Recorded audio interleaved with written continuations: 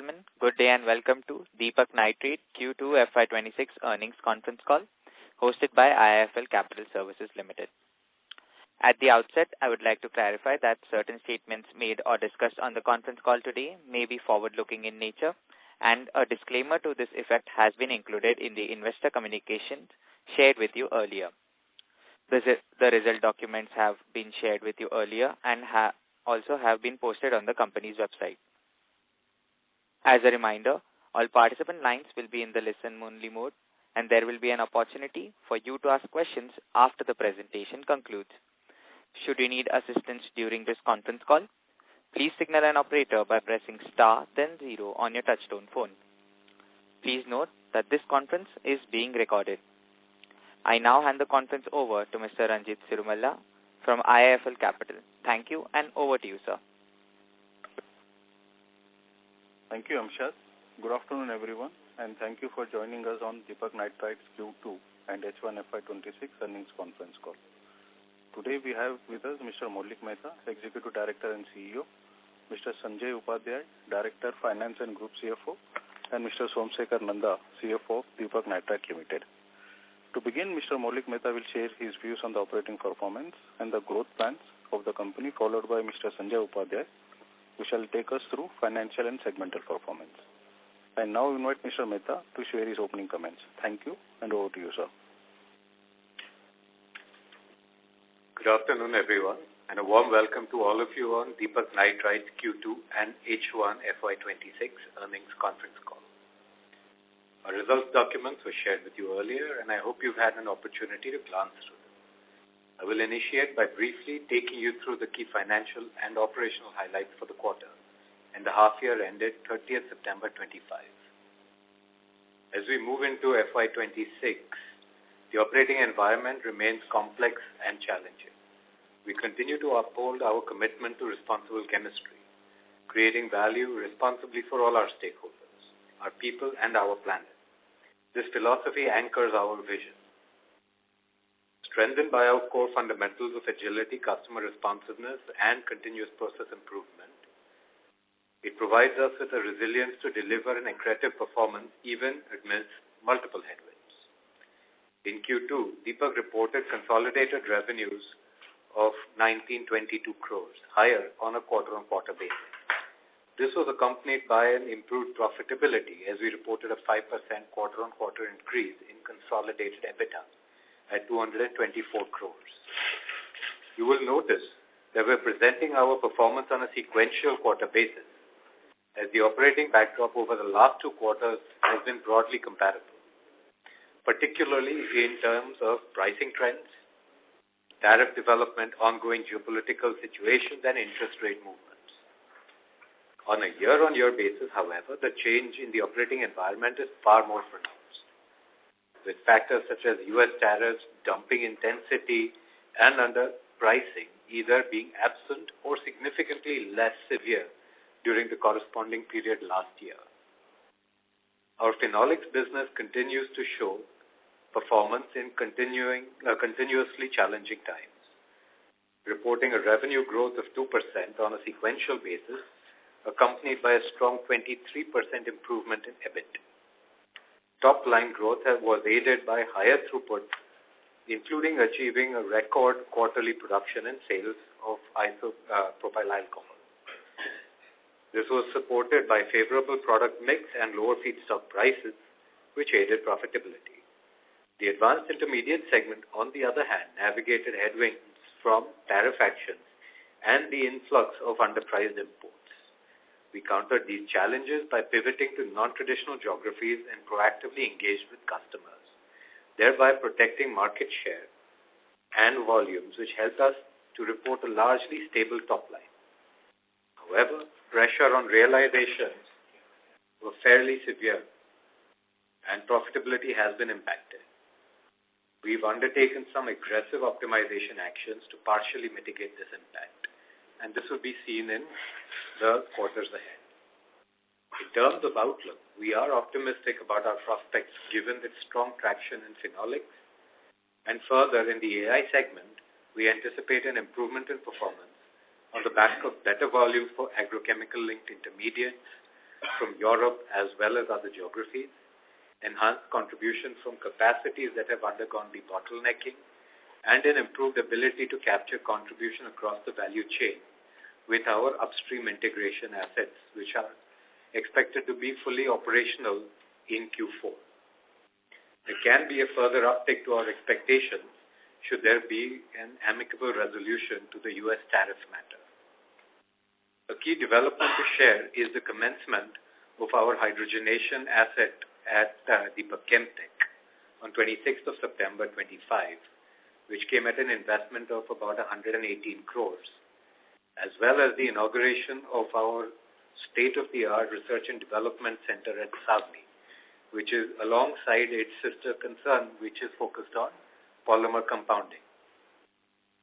The R&D center was built with an investment of about 100 crores and spread over a 5-acre campus, which will serve as an innovation hub for developing chemistries, specialty applications, polymer technologies, as well as scale-up and semi-commercial batches.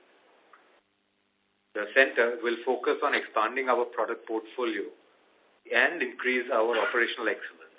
It will also help us to develop a technology platform and work on new chemistries in partnership with key customers.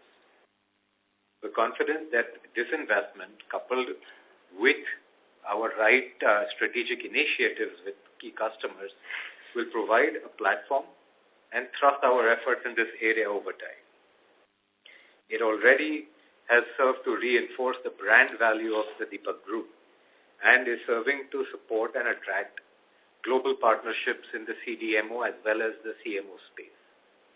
It will also, of course, help to further de-risk hazardous chemical manufacturing processes through rigorous process safety protocols and thus elevating our HSE practices.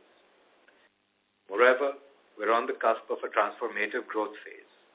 Our planned investments in a mega complex, India's first integrated polycarbonate project, which is a strategic leap towards self-reliance and high-value addition, supported by long-term feedback arrangements with Petronet LNG and robust policy tailwinds under the Atmanirbhar Bharat project.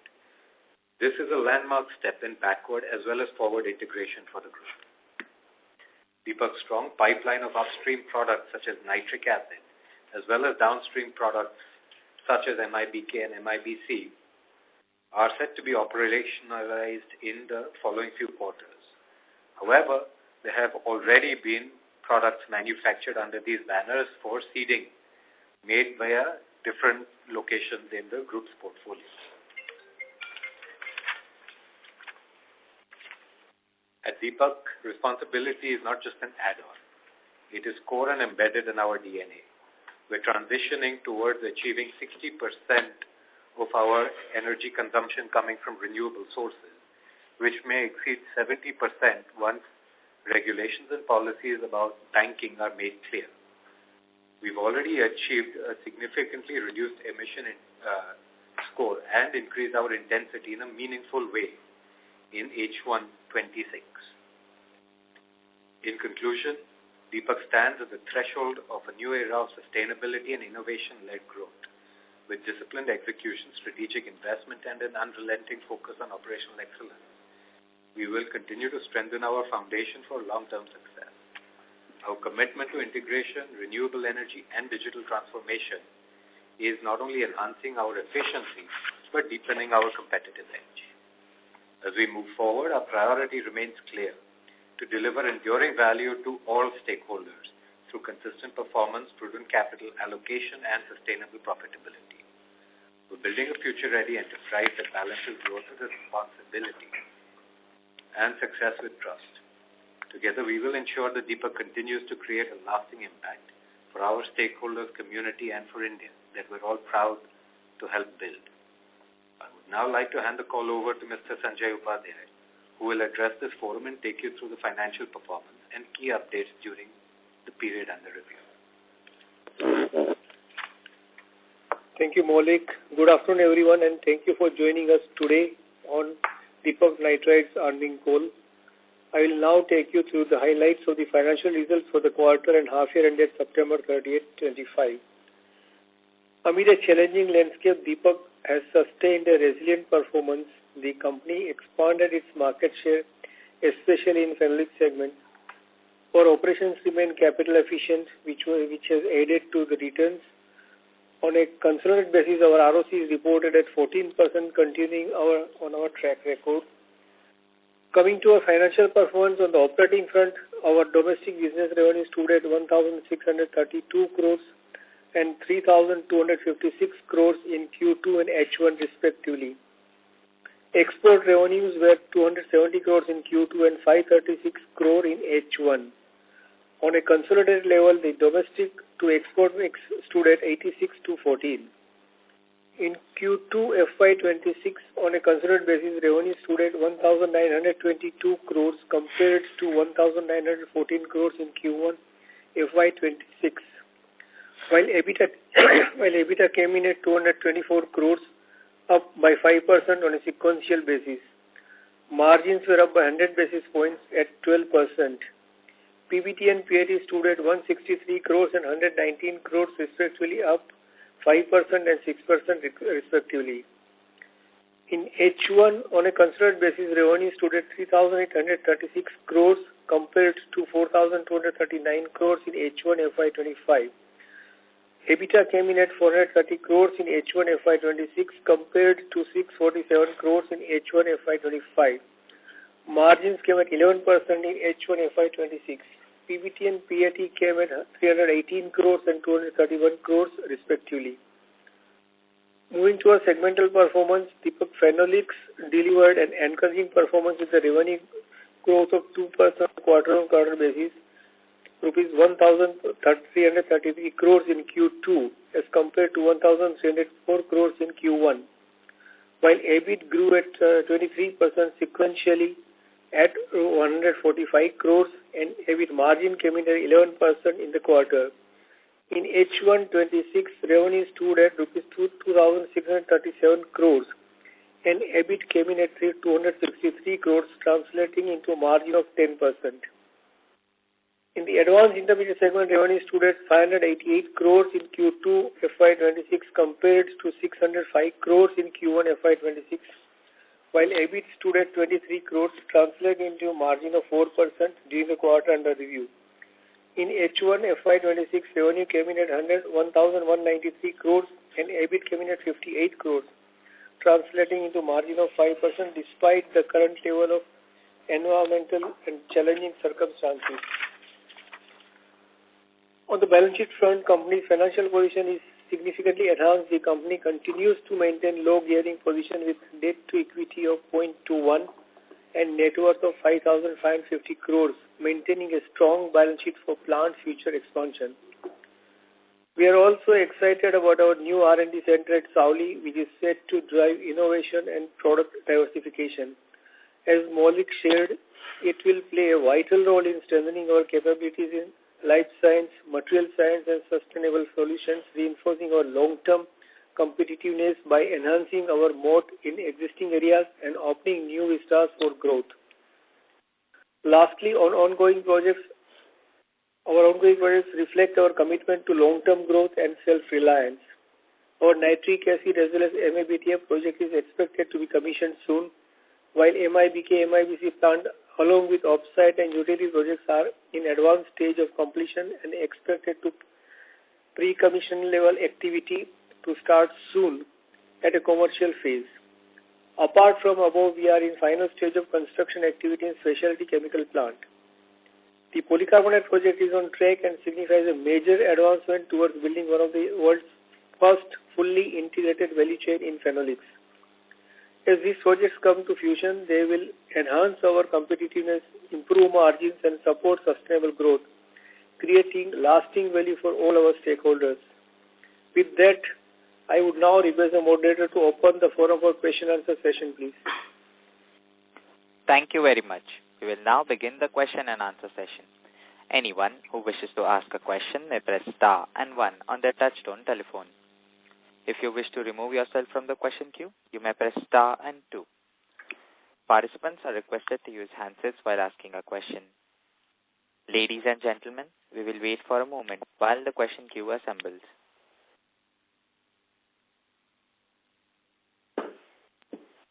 The first question is from the line of Nirav Jimudia from Anvil Wealth. Please go ahead.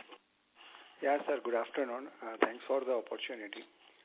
Sir, few questions. So first, you mentioned that in the advanced intermediate business, we are expecting some better trajectory for the select agrochemical intermediates in second half. So just wanted to understand, when those supplies to those global majors who are using our intermediates were at the peak level, if we just compare Q2 vis-a-vis those peak volumes, how much of the volume erosion or the quantities would have fallen from those peak volumes which they were earlier using from us? Okay. Neeraj, thanks for the question. In the second quarter, regardless of the peak volumes, the volumes that we sent were essentially zero or close enough to zero. And this is because there was an intense, 4 or 5 quarters of inventory destocking that took place. And hence, what ended up happening is that customers were essentially not even producing. They were only trying to release their own inventory of finished good product. Now, all of this also meant that the intermediates from our side were at, so it basically, let me put it this way, that these products are conspicuously absent in our Q2 results. Correct. So, sir, just taking this ahead, so let's say in terms of the recovery, what we are expecting in H2, how are you seeing these volumes picking up in the subsequent quarters based on your interactions with the customers? So, cautious optimism here, and I think all of them, just like us, are all waiting for some degree of clarity with regards to things like U.S. tariffs and, overall the situation with regards to crops such as soya and corn and other things. So what we are seeing definitely is that moving forward, the number is no doubt higher than the zero that it was in Q2. We are not aware of what it will grow to or plateau up to. But right now, what we have in clarity is that material movement is to begin from, this month or next month onwards. And then there are discussions that are ongoing with regards to volumes, with regards to diversified geographies where now even China and other regions like India have come into play. So there are multiple conversations that are taking place. Rest assured that on these fronts, especially on these kinds of agrochemical intermediates, we're looking at more traction in H2 than in H1. Got it, sir. Helpful. So second question is on the ammonia side.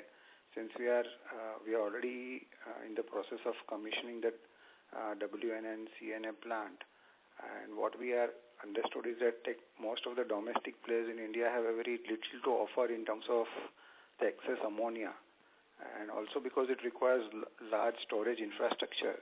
How we are placed in terms of our ammonia contracts A and B, in terms of minimizing our storage and transportation cost to minimize the impact of the higher ammonia cost, which otherwise the domestic players are currently charging on. So, fair question. One, we do have an alignment similar to the way that we have with regards to, other key raw materials, which allow us to import ammonia as well as buy from domestic sources. So I think there is a fair diversity in terms of our ammonia sources. And generally speaking, the product that we are buying has a degree of linkage with regards to international indexes. That said, then the second question that you were asking was regards our ability to store. Now, our ability to store historically over the last 30, 40 years was limited to a very minuscule volume, which was close to maybe just, a couple of days of consumption. Now, moving forward, I think from the end of Q3 onwards, anyways, we've already commissioned a storage facility, I think about last year, which about doubled our storage against our consumption. And now it will be about, I think it will be roughly about 15 times how much we would have had over these many years. Again, I don't know whether this will be enough moving forward, but we're actively seeing how we can do it in a way which is going to give us an accretive benefit and do it in a safe way. So now we have multiple storage facilities that are all feeding into our consumption point via pipelines. And we already have in place also a network of tankers that move. Now, I think from Q4 onwards, not only will our consumption capacity increase almost to a double or more, but our storage facility will be equal to about 15 days of the higher consumption, as against maybe 1 day that we have had for the last 40 years. Perfect, sir.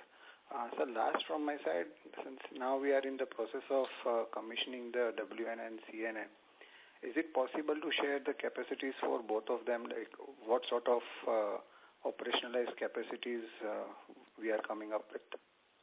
I'll tell you the nameplate capacity, but you can reflect on our experience with phenol. The nameplate capacity is only a challenge to see how we can overcome. So we would be on an annualized basis, I think producing roughly about between 250 to 270 tons per day. What WN? Yeah, and I think somewhat close to that with regards to concentrated acid. Maybe slightly lower because we also are large consumers of WNA. Correct. So, sir, here, like, in terms of this nitric acid plant and capacities, would it be fair to assume that initially as our requirement picks up over the subsequent quarters, we would try to maximize the plant utilization and try to sell the excess production in the market and try to cover up the fixed cost, or would it be only for our captive consumption only and nothing would be sold outside? No, we will make sure that we've been aggressively increasing our nitration capacity and also in many cases our hydrogenation capacity. So we're looking at significantly increasing our own self-consumption because that's where we will make more margin. Correct. But the nitric acid plants, I'll just put it in a simple way. Our nitric acid plants will be pushed to their limits regardless of anything. So our consumption plan is happening independently and aggressively, but our nitric acid production plan will happen aggressively of its own accord. Perfect, sir. Thank you so much and wish you all the best. Thank you so much. Thank you. The next question is from the line of Arun from Avendus Spark. Please go ahead. Thanks for the opportunity and good afternoon, everyone. My first question is on the volume growth on phenol. We have mentioned there is some sequential growth. So what will be the YOY growth? Because we have done the bottlenecking of the phenol plant. So if you can share this, it will be helpful. Are you talking about in H1 or are you talking about in H2? In Q2, in this quarter. And overall, if you can guide what will be the FY26 volume growth on the phenol front. Yeah, so in Q2 there was, I think it was very moderate growth. I think it was about 2-3%, frankly. And we actually had a very hot summer in Dahej. And, these large continuous plants prefer to have nice cool climates. So the cooler the winter, the more efficient our assets will be. We also had a pretty heavy monsoon. So I would say that in H2, we should be able to operate the plant with, we should be able to squeeze out more output in H2 as. Okay.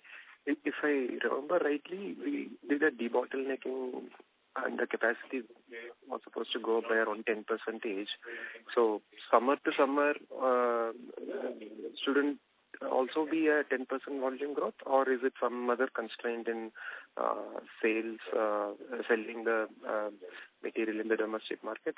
How should we look at it? No.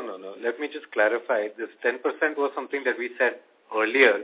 So I'm not sure about what base it was said on. This was, I think, several quarters ago. So that we have already achieved. That is behind us. Look, honestly, Arun, every quarter, the team says that they're looking at maybe 4% opportunity to debottleneck. And then every quarter they achieve it, and then they come back saying that, okay, now we've identified some other places where we can optimize. So this is an ongoing activity, and, I'll join all of our shareholders in congratulating them for constantly aiming higher. So even looking ahead, they have similarly come back with the same commentary that they've given every single quarter, that while they achieved last quarter's, efficiency improvement numbers, they believe that there is some headroom left, and they are targeting to do that. And generally, all of this is around with, I would say, either zero or insignificant capex. So, this is all an efficiency improvement, from the plant side. No, absolutely. I was just trying to reconcile my own numbers. No, it goes without saying that it's a tremendous. So that 10% that I had mentioned has already been achieved. We've gone past that. So the 3% I'm referring to is over and above. I don't even know when I said 10%, but I think it would have been at least a few quarters ago. So we're past that point. No, I was reconciling because last year we took a shutdown in the Q3. After that, we said there is a debottlenecking. So I was expecting that's why the Q2 to Q2 there should be some bigger volume growth. Nevertheless, no problem. I'll reconcile offline. Okay. Just to be clear, there is a summer, winter, monsoon aspect that does come in. So I would hasten. Don't look at it, literally, quarter on quarter. Last year, Q2, and this year, Q2. Don't look at it from that perspective at all. What I had said last year in Q2, 10%, we've done it. It's behind us. After that, subsequently, there has been further debottlenecking. And now, subsequently, the plant is confident of being able to create even more headroom in H2. Let me just put it that way. Understood. Okay. All right, Maulik. Clear, very clear. My second question is on the current CWIP of roughly 2,000 crores is there in the balance sheet. We can know that we are in the final stages of the project, each of the projects which is about to be commissioned. So can you just give a breakup of, how should we look at this 2,000 crores and how much of this 2,000 crores so far we have spent on the phenol and the integrated polycarbonate, and how much of this will be capitalized in the balance sheet in the next 6 to 8 months? Most of this is not on phenol and polycarbonate. Maybe if there is something minor that would have been with regards to things like licensing fees or something like that, but I don't think that would be considered. This is for investments which will be into commissioning in this quarter and and there is some balanced amount of it which will be in commissioning during first quarter of FY20.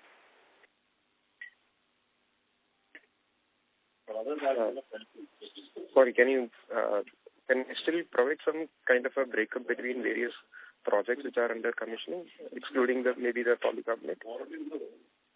So all of this is not. I think 95% of this would not have anything to do with polycarbonates or phenol. Right. So I think we are in the nitration, hydrogenation and fluorination in Dahej. This would be over nitric acid in Nandesari. This would be over the R&D facility. This would be over a couple of other purpose plants. So all of these are, so the R&D facility was commissioned, the hydrogenation was commissioned, nitration will be commissioned at some point either this month or early next month. Nitric acid will be commissioned this quarter. It's in the process of being commissioned, in fact. And then you will have some balance, the multi-purpose plants, which are going to be commissioned between March and May. And finally, MIBC and MIBK, which will be commissioned by March. And that will be then taking care of all of that 2,000 crores that we had announced into specialty chemicals and upstream integration. So largely this 2,000 crores by March 26 or April or before June 26, we should see fully capitalized, right? Most of it in this year, and I think 2 projects will be commissioned in the first quarter of next year. So by June, I think June end, everything will be commissioned. Whatever we had announced so far. And if you can also provide timelines when we can see the full impact on the both revenue and bottom line, should also be by June, or it will be a little bit elongated, or it will be because when it is for upstream integration such as nitric acid, we start running hot as soon as we are able to, because we don't foresee any challenge in consumption. In nitration and hydrogenation also, we will see how quickly we can go to 100. And again, these are all now, as compared to before, they're all flexible assets. So they will be able to do multiple different kinds of products. But for the multi-purpose plants, which are going to be commissioned between March and June, there will be a ramp-up based on customer validation and on the basis of those stability trial things, which traditionally take anywhere between 3 to 5 months. So there we will have some production, and it will be over several customers. But then high operating rates will be from, I would say, from mid Q3 onwards, which will then arrive at their end in December December onwards. So okay, that's how it would be. Sorry, I missed on. I didn't hear anything on the Oman plant. So how much we have spent on Oman plant so far? Oman will take some time. So maybe 24 months from now. Understood. And one final question is... Sorry to interrupt, sir, but I may request you to rejoin the question queue for follow-up questions. Sure. Okay. Thank you. The next question is from the line of Abhijit Akela from KIE. Please go ahead. Yeah, thank you and good afternoon. So just on these agrochemical intermediates, where there's been some kind of stop in exports. Are the U.S. tariffs a factor behind this as well? Are these intermediates subject to the tariffs, and is that a factor holding back the demand from customers, or is it purely a matter of end demand? Okay. So, Abhijit, the problem is that the U.S. tariffs have been spread across the whole world. So, nowadays, everything is one way or another linked to U.S. tariffs, either the anticipation of tariffs being withdrawn or the imposition of new tariffs, or the uncertainty about what is tariffed and what is not tariffed. So this creates a lot of uncertainty in the customer's perspective. Even if there is a conversation about whether, ag purchases will take place in China, bought from the US, and those questions, I would say that anything that you want to throw at this, you can throw this tariff word at anything nowadays. And it is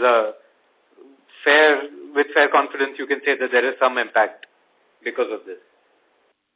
So I would rather say that while tariffs are certainly a significant portion of the uncertainty, in the quarter and in the previous, in Q1 and in Q2, but mostly in Q2, the gap has been genuinely simply because of an inventory build-up, which took a lot longer than it should have to deplete itself. So when our customers are not producing, they are not in a position to buy our intermediates. When the customers start consuming, then they are in a position to buy our intermediates. So moving forward, as I have mentioned, it is more linked to the consumption plan rather than just the tariffs. The tariffs will, of course, affect the intensity of the consumption plan. Okay, fair enough. Yeah, got it. Thank you for that. And just on the advanced intermediate segment, the 3% revenue decline we see year on year this quarter to 588 crores. Would it be possible to just help us get a split between volumes and prices for that segment for the quarter? So all I can tell you is that I'll give you the answer, but the answer won't make sense because the value drop is from one direction where the volume is not high, and the volume bump is in another direction where the margins are not high. So let me put it this way. As I mentioned, key chemicals being absent from our Q2 sales plan have been a significant contributing factor to the top line as well as the bottom line. Okay. But in other places, ironically, our production efficiencies and our throughput continue to remain high, even in the face of dumping from China, as we are ensuring that we maintain market share. Because whatever one says, important at this point is to ensure that we keep our plants running at optimized efficiencies, and we remain key in our customers' wallet shares. So we are confident that sooner or later this kind of dumping, either by policy measures or non-policy measures, will it will start to moderate to levels which have been traditionally there over the last how many ever years. But look, honestly, nothing stops a large country like China from importing sanctioned natural gas from Russia, even if other countries cannot. And this will, of course, lead to a degree of arbitrage, which we are happy to forego, because it's better to operate with all, legal compliances, not really get into spaces which have sanction risks and all those things. So we believe that these things will moderate in terms of the impact on the bottom line. And we believe that it will be in H2. Right. Are there any pre-operative expenses also within advanced intermediates that are depressing the results? And if so, is it possible to just quantify how much that impact might be?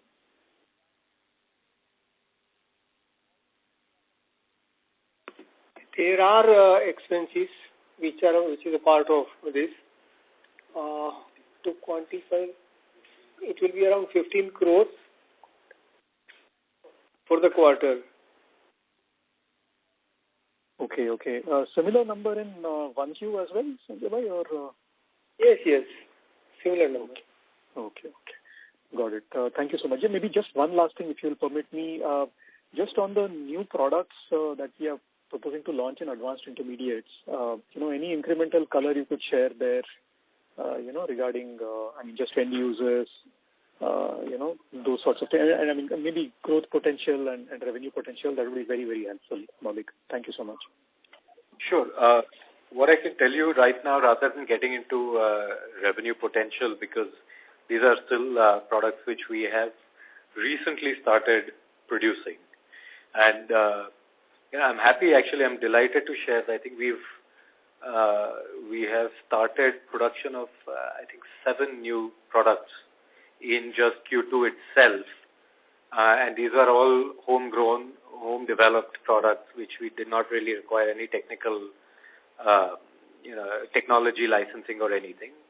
All of these products are into, for example, in one case, it is into life sciences. In another case, I think in another 3 cases, these are into what we call effect chemicals. So they go into applications such as polymers, flame retardants, mining chemicals, etc. Now, all of them do have, a validation and an approval cycle. Some of these are, I think a large amount of them would go to customers in Japan and in the EU.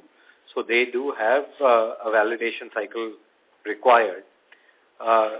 Happy to share that our product specifications so far have exceeded what is available in the market as told to us by our customers. Nonetheless, stability studies and all that have to be carried out because in some cases they are what they qualify as food grade because they have contact with food ingredients. So these qualification cycles can take as little as 3 months or as much as 5 months.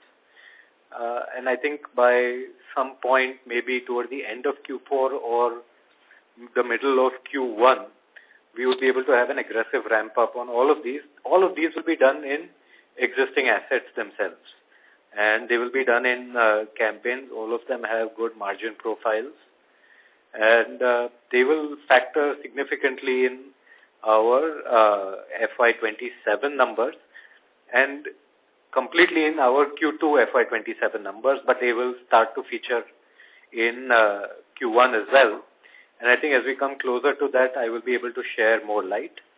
But these are exciting molecules with a lot of upside potential on margin and volume. So we're just about starting to scratch the surface. That's very, very helpful. The total investment in these products would be how much? Is this part of the multi-purpose plants? And if so, how much have we spent on that area? So in a couple of cases, yes, for agrochemicals, it will be, and I think one pharma product, it will be in the multi-purpose plant.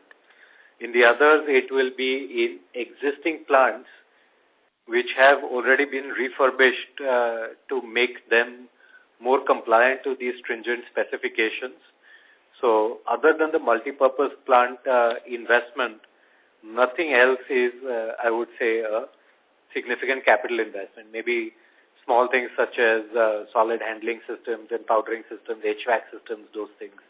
So these are all what we consider as minor. We don't go into tom-tomming about them as investments, but there is a good upside potential in terms of their market penetration and growth because the product quality has been surpassing the customer's expectation. But now we have to await their validation period. Understood. Thanks a lot and wish you all the best. Thank you. Thank you. The next question is from the line of Sandesh Jain from ICICI Securities. Please go ahead. Yeah. Good afternoon. Thanks for taking my question. I got a few of them. First, on the agrochemical molecule, you spoke about moving up in the value chain. When we should see that and how many products are we working there and the effect of that should be visible in the second half of this fiscal year. That's one.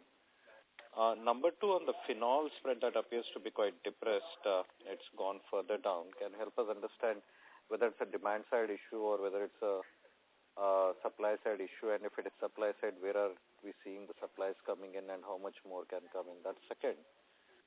Number third, you said in an opening remark that you have seen Chinese dumping few products in other geography because they are facing challenge from U.S. tariff. Which are these products and which are the geographies, whether it is also coming into India, can help us. So these are the three questions. Thank you.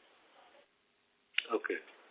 I'll answer your third question first. So the significant amount of dumping that we're finding from China would be in products such as sodium nitrite, would be in products such as DASTA, which is an intermediate to make optical brighteners, and in a couple of cases of nitroaromatics. So the pressure from Chinese dumping is substantial. Now, obviously it is always going to be a fight about maintaining wallet share versus maintaining a price premium. And this is a balancing act. With regards to the margin question with regards to phenol spreads, I think right now we are in a very strange position where none of these things are actually representative of the reality on the ground, simply because you've had a lot of these situations such as, a few traders in distributors in India being sanctioned by the U.S. government. There has therefore been a curtailment of the normal trade flows that one would see between South Asia and India in terms of these large volume petrochemical products. Obviously, that also affects products such as phenol and all.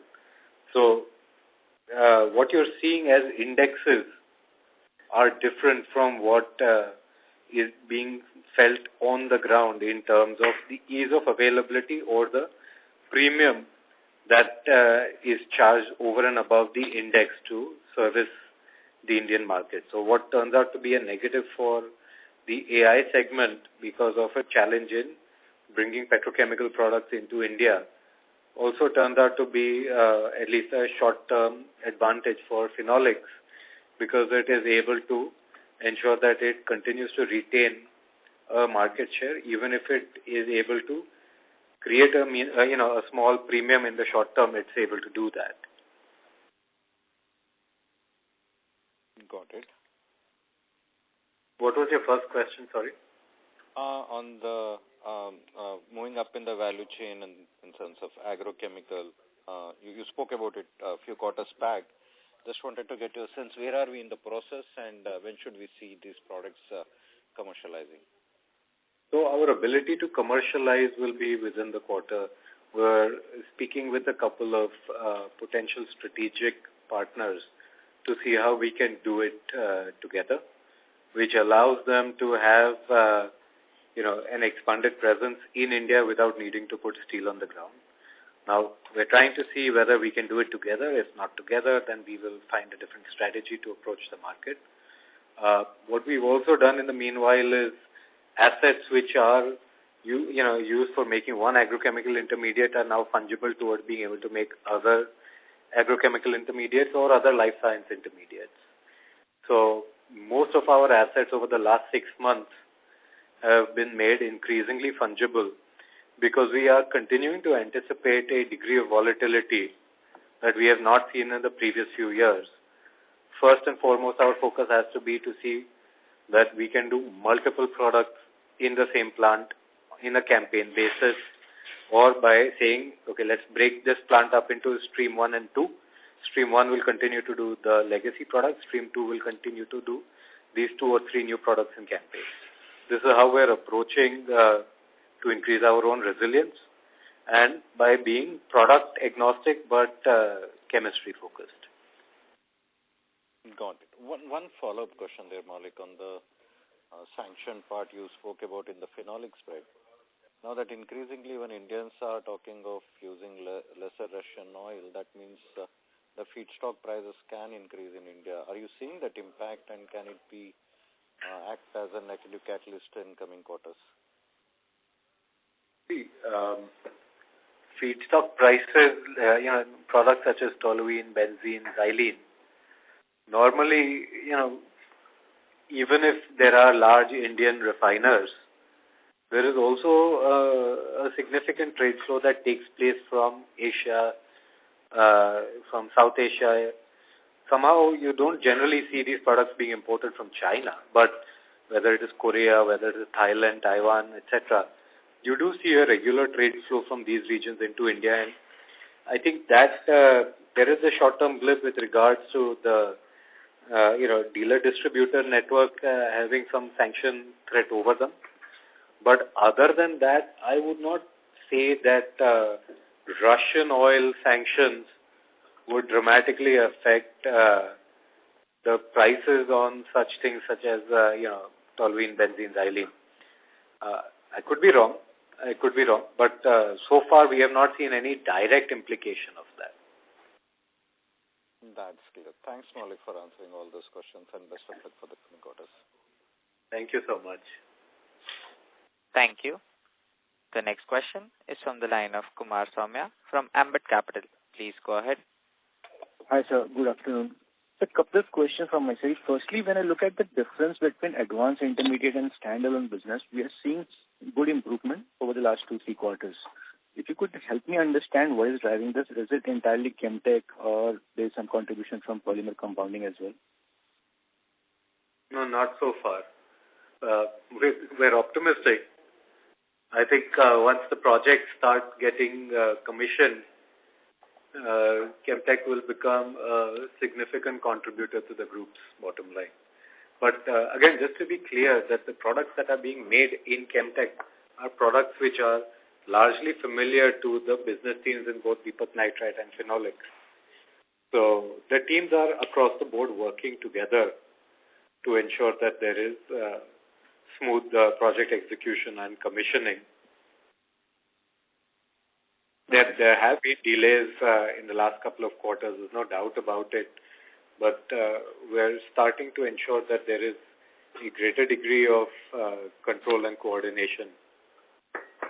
And that's why we are more positive about the commissioning dates, as I had mentioned earlier. Okay. Where are we on this compounding business right now? Have we started that asset, or are we starting to test the market? So we put up a polymer compounding facility, which I would still call a pilot facility in Savli. And this is a state-of-the-art facility. So this is allowing us to create formulations which have, which are in their validation process. But now in compounding, these validations, unlike agrochemicals and other products, these validations can take up to almost maybe a year or 18 months. So that's the reason we started early. And that's the reason that we started seeding this. So we've been getting a lot of positive traction on that front. What we're also starting to do is engage with potential strategic players who are already there in this space to see if there's opportunities to approach jointly for certain applications where there is IP on their, which they have, and an interest and intent in getting into the Indian market. And at the same time, they're able to see how to get this made in our own, as I mentioned earlier, our pilot facilities to service the customers. Otherwise, it's not really competitive for them to do it in high-cost regions such as Europe. So this is an ongoing activity, and still too early to congratulate ourselves, but we are seeing positive traction from global majors on this front. How much this translates into what percentage of the polymer revenue coming from these kinds of partnerships, and how much of it comes from doing it ourselves, it's too early to say. Got it, sir. Sir, two questions for Sanjay, sir. Firstly, on the cost control measures that we have seen in the standalone business, how should we look at this? Should we expect this run rate to continue, or just if you would throw some light on this, because we are seeing some cost controls, even Q-on-Q and year-on-year on the employee cost side, other expenses. Yes. I mean, that is an ongoing exercise. In fact, I had mentioned in last conference also that companies actively pursue this cost-cutting measures, because the market being whatever it is, these tariffs, and certain things are not in our control, but cost-cutting or the reducing the spend, and this we can certainly do, and you are seeing in the first half, and you will see in the second half also. Going forward, there will be reduction in the fixed costs over and above whatever we have achieved so far. Got it. And so lastly, the capex guidance for this year was about 1,500 crores. Are you holding on to that? Sorry, can you repeat? The capex guidance for this year was about 1,500 crores. So is it still there, or? More or less same. I don't see that. Thank you, sir. That was all. Thank you. Thank you. The next question is from the line of Vivek Rajamani from Morgan Stanley. Please go ahead.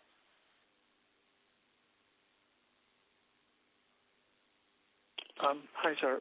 Thank you so much for the presentation. The question was an extension to the previous participant, just with respect to the downstream integrated polycarbonate projects. Could you just give us how should we think about the capex for fiscal 27, fiscal 28, and could also give us an update with respect to the timelines of the commissioning of the various parts. Thank you. So, commissioning we had mentioned earlier, it will be in January to March 28 quarter. Okay, and we are trying to see that all the project goes on stream by and large at the same time, because it's a very integrated approach we are taking. So some project may start late, but ultimately completion should be in the same during the same time. Now we are still working on one or two products on that. So exact dates and these will come back to you later. But by and large, our endeavor is to complete at the same time by March 28.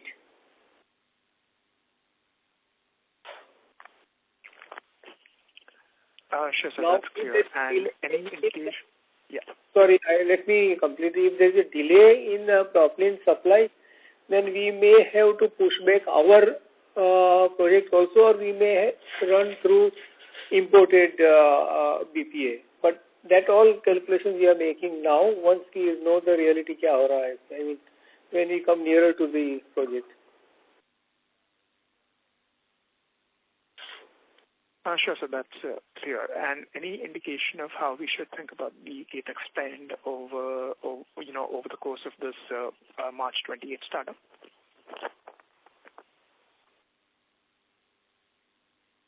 What is that? What's the question like? I just wanted to get a sense of, you mentioned 1,500 crores of capex for this year. Could you just give us an indication for fiscal 27 and fiscal 28 as well? Okay, you want the capex outlay for next 3 years. It will be around 3,000 to 4,000 crores, because the total outlay is around 9,000 crores. So 3,500 and then 4,000 next year. Okay, sir. That's helpful.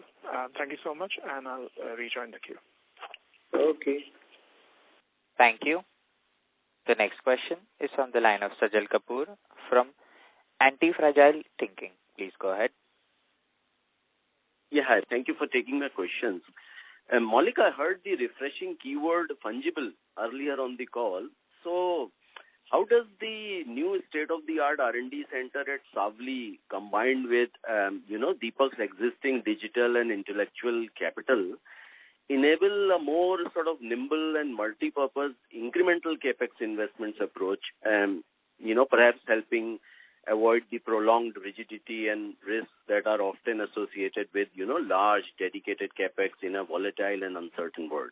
That's my first question. Thank you. Okay. Thanks for the question. So basically, the R&D facility has a three-pronged approach to it. One is to develop new molecules. The other one is what we call process intensification, how to make the same molecules more efficiently.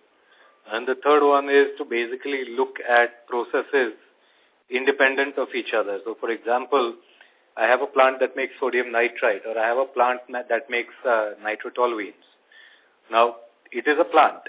It has certain reactor setup. It has certain peak efficiencies and kinetics. What can I do using AI? What can I do using the data lake that we have generated? And what can I do to identify other products that can be made in the same reactor assembly without compromising on safety? And perhaps, ensure that rather quickly using just the digital tools available at our fingertips, like modeling software, for example, or by doing failure mode analysis, how can I quickly have a tech pack developed internally to be able to replace the existing product with a new product as quickly as possible, so that at least my bottom line is secure if I feel that there is a period of time where I'm expecting a lull in the marketplace. So one of the key things that we have done thanks to that is, as I mentioned, we have genuinely accelerated our ability to take products from idea to commercial. Now, they do appear to be attractive to customers, but they have to go through their validation period. And we've cherry-picked ones which would be made using assets where there is currently a lower occupancy. We've made large volumes of those and then seeded them out in time to ensure that the assets are then cleaned up so that they are available to make the legacy product. And once we get this feedback from customers, hopefully for steady state supply, then we will be able to run multiple products in campaigns. And all of this again feeds to a very tightly integrated system between the idea generation, the R&D, which is both the software as well as the hardware, the people who are there in it, the piloting and scale up for sample seeding, and then the plant teams. So that's why I just want to carefully say that while we're introducing a lot of new chemistries, I think by the end of next year, we will be, at least in India, a company that has the maximum amount of chemistry platforms under one house compared to any other Indian chemical company. We will also see that much of this is developed using in-house R&D and a collaborative approach. As I mentioned, software, hardware, pilot, plant, engineering, and R&D. Yeah. No, data lake. Yeah. Sorry? Yeah. So data lake, I like that. And thanks for giving a very detailed and very reassuring answer. We have all been, personally invested in Deepak for many, many years and look forward to, a long-lasting glory ahead. My second question is, Maulik, given India currently imports all the polycarbonate, what market intelligence beyond quote-unquote import substitution underpins conviction in future domestic demands from EVs, electronics, and also healthcare?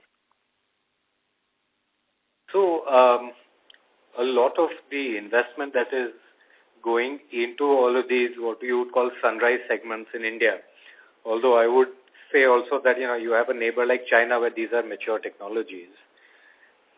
What I qualify in India is, it's a term which I think other people don't like, but I'll share it anyways, is a second mover advantage, where a lot of these applications are already finding a high degree of maturity and acceptance. Polycarbonates are, they're the backbone in a sense.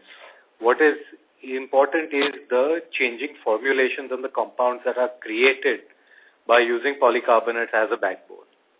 So if I was to give you an example, a chair is a chair, has been a chair for the last how many ever centuries. What changes is the fabric, what changes is various things like the flexibility, the modularity, those things. But a chair remains a chair. A polycarbonate resin is a chair. The compound is the different functionalities that you can add to it. So if you want to create a resistance to heat, if you want to create insulation or conductivity, all those properties are added onto the backbone of a polycarbonate. And that's where you have the compounding and the formulations. So the interesting thing is that India actually imports a substantial amount of the polycarbonate backbone itself. Our effort, step one, has been to make polycarbonate as cost efficiently as possible.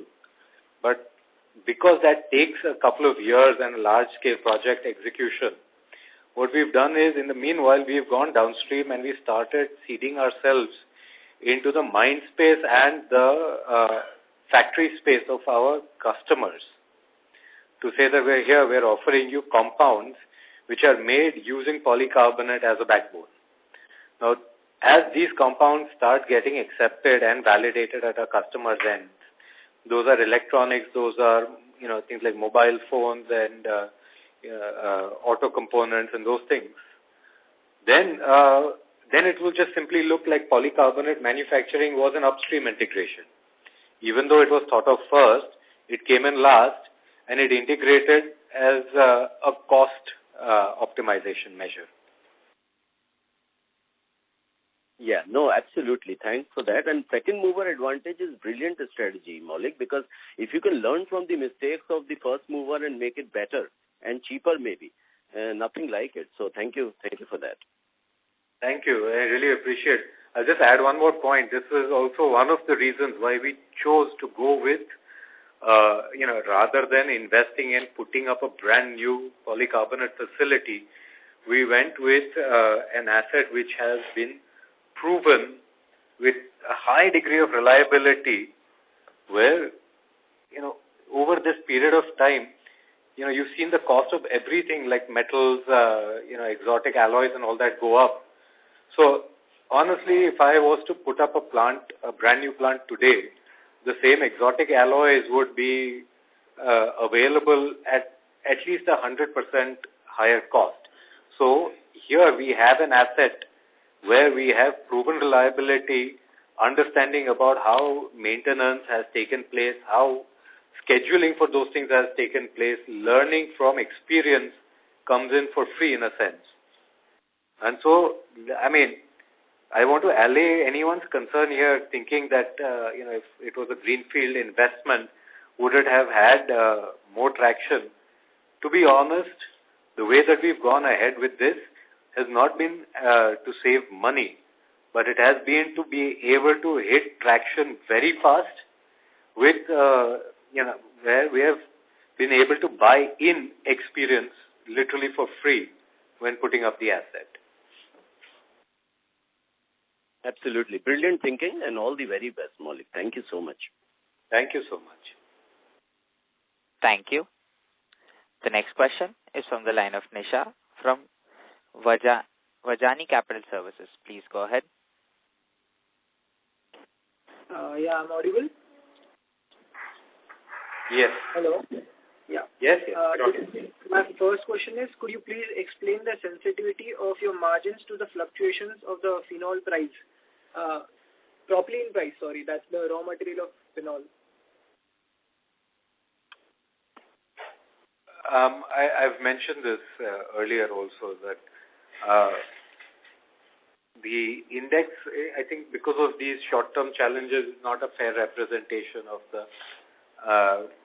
the price at which we consume the feedstock. So I think it's a fair question, good question, but maybe the same question, if it is asked next quarter or in Q1, I would be able to give you a more honest answer. And the second question that I have is, can you just give me a guidance about the revenue and the profitability for the next quarter or the financial year?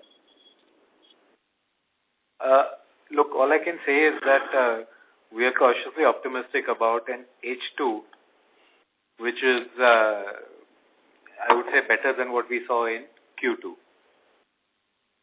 And this will partially come from what we hope is an improving market sentiment and a demand sentiment, and partially it will also come from the commissioning of investments that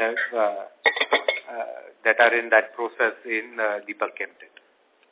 I'm referring to this answer of this. Okay, sir. Thank you so much. Thank you. Thank you. The next question is from the line of Arun from Avendus Spark. Please go ahead. Thanks for the follow-up opportunity. Maulik, my question is on the polycarbonate project. So now that we have reaffirmed our start date as before March 28, so if we have to work backwards, what should be the latest period by which we should finalize, let's say, each individual packages like detailed engineering or ordering long lead items, or when we should be breaking the ground? Those timelines, if you can just explain, it will be very helpful. I think I can just say one that we've already broken ground, first of all. So there is already site development that is taking place. In the meanwhile, we've already appointed the dismantling contractors in Q1. Dismantling has already started in Stade in Germany. We have also, as I've mentioned, as Mr. Upadhyay clarified, that this is our goal with regards to ensuring that this is an integrated complex. If there is a mismatch in timelines for whatever reasons, we have already ensured that the investment includes that degree of flexibility where we are able to afford a degree of mismatch. So while everything will be integrated, as the final outcome, if there is a mismatch where one thing comes up before another thing, there is ample opportunity for placing that in the market also, and there is ample opportunity for us to buy the feedstock and have that as a storage in our site where the downstream consumption may be ready before the upstream integration. So endeavor is to start polycarbonate at resin capacity by any cost before this time period, but you are flexible with, say, BPA or the phenol one, right? We've already signed an agreement for licensing and basic package for the phenol plant. We, as you're aware, we've already signed an agreement with Trinseo for the technology and assets to make polycarbonate resins. We've already approved the dismantling contractor in Q1. We've already appointed an EPCM for polycarbonate and all the offshore, off-site and utility packages. And we're in advanced stages of a discussion with regards to certain utilities being supplied as part of the integrated asset. So I think across the board, there's a lot of activity, a lot of things have been signed. There are a few things that are still in front of us, but I hope that this gives you confidence about the alacrity with which we are progressing on this. Any update on BPA part? Because I think we are yet to finalize the technology, I guess. I look forward to answering that question. Okay, still the discussions are going on, it seems. Let's give the team the best opportunities they have to get the best technology possible. Okay. But rest assured, just to be clear, rest assured, nothing in this value chain stops us from executing whatever has been signed off. So none of these things are dependent on something else happening first. Let's be clear about that. Okay. Understood, Malik, and all the best. Thank you very much. Thank you. Thank you. Ladies and gentlemen, as there are no further questions from the participants, I now hand the conference over to the management for closing comments. Thank you so much for taking out time to join us on earnings conference call. I hope you adequately answered all your questions. We look forward to connecting with all you again in the next quarter. Thank you. Thank you. On behalf of Deepak Nitrite, that concludes this conference. Thank you for joining us, and you may now disconnect your line.